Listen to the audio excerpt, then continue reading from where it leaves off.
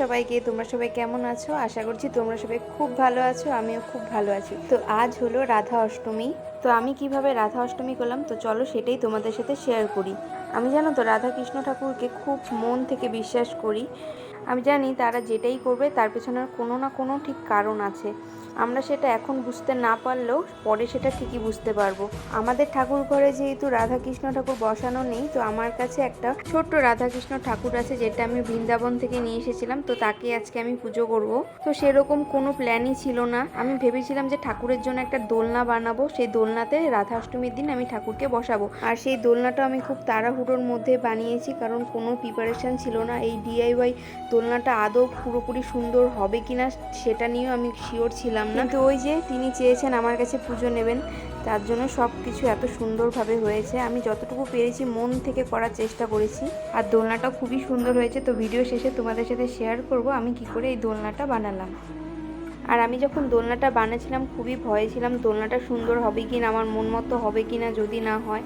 কিন্তু শেষে যে এত সুন্দর হবে সত্যি আমি ভাবতে পারিনি। আসলে তাদের ইচ্ছেতেই সব কিছু হয়েছে। তো আমি তাদের জন্য একটু সেবা দেওয়ার ব্যবস্থা করেছিলাম। আমি নিজের হাতে সমস্ত কিছু বানিয়েছি।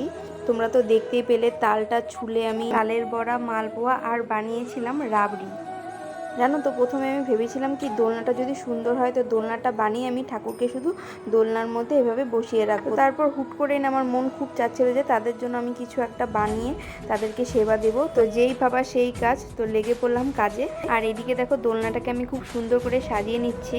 আর আমি গোলাপও নিয়ে এসেছিলাম, তো গোলাপের পাপড়িগুলো দিয়ে সুন্দর করে পাশটাতে এরকম আঠা দিয়ে আমি লাগিয়ে নিচ্ছি দেখো এক এক করে। আর নিচে যে লোটাস ল্যাম্পটা দিয়েছি সেটাও আমি আগের দিনই বানিয়েছিলাম, তো সেটাও আমি নিচে বসিয়ে দিয়েছি। আর এইদিকে দেখো টুলটাকে আমি এই পাতাগুলো দিয়ে সাজাচ্ছিলাম, কিন্তু দেখতে সেরকম ভালো লাগছিল না, তাই পরে আমি সেগুলোকে সরিয়ে দিয়েছি।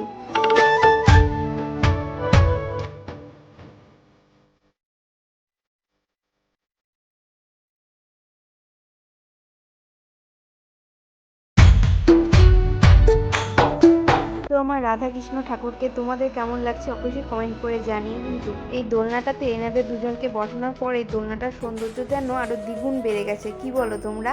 তো এরপর থালে এক এক করে সুন্দর করে সাজিয়ে আমি তাদেরকে সেবা দিলাম। আমি আমার মতো করে ভালোবেসে পুরোটা করেছি নিজে হাতে। হয়তো তারাই চেয়েছিল আমার কাছে সেবা নিতে, তাই আমি তাদের জন্য এইটুকু করতে পেরেছি। আর মন থেকে এত শান্তি লাগছিল যে কি বলবো তোমাদের। তো পুজো কমপ্লিট হওয়ার পর আমি খেয়েছিলাম সাবু মাখা।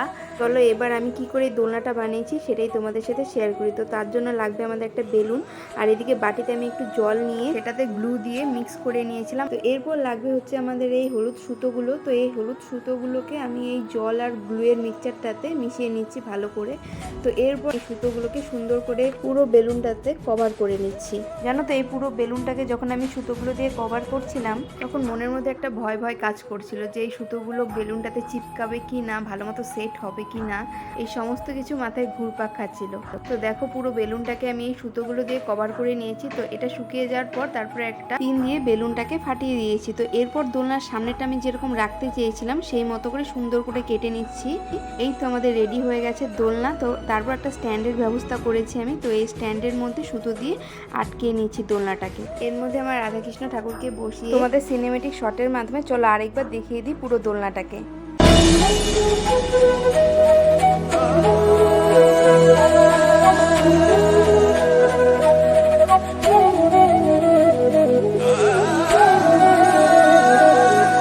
আমার এই ছোট্ট ব্লগের মাধ্যমে তোমাদের পুরোটা শেয়ার করলাম। তোমাদের কেমন লাগলো কমেন্ট করে জানাতে ভুলো না। তো চলো দেখা হচ্ছে নেক্সট কোনো একটা ব্লগে। ততক্ষণের জন্য বাই সকলকে।